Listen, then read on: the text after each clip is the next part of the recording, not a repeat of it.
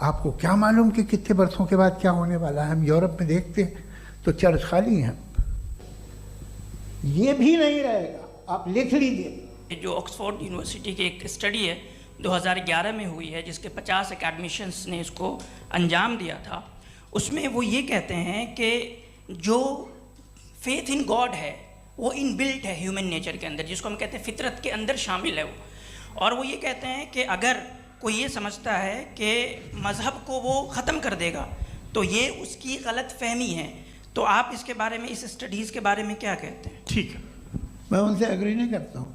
वो कौन से प्रोफेसर होंगे, ऐसा इनके क्या पास डेटा है, इन्होंने डेटा के बेस होगा।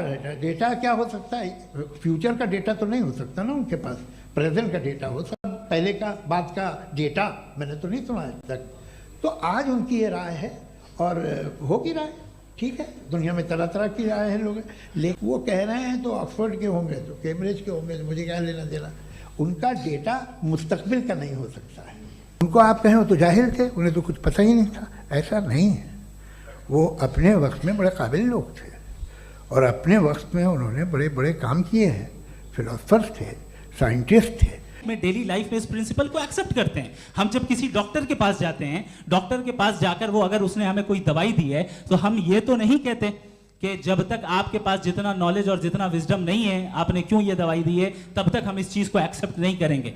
नहीं कहते, हम उसकी अथॉरिटी को तस्लीम करते हैं। क्यों? क्योंकि उसकी हम जानते हैं कि वो नॉलेजेबल है, वो विजडम वाला है, हमसे ज्यादा नॉलेज और हमसे ज्यादा विजडम है। बताएं सर। नहीं, डॉक्टर में और खुदा में बड़ा डिफरेंस है। डॉक्टर पढ़ा लिखा होता है एक, तो मैं उसकी बात सुनूंगा।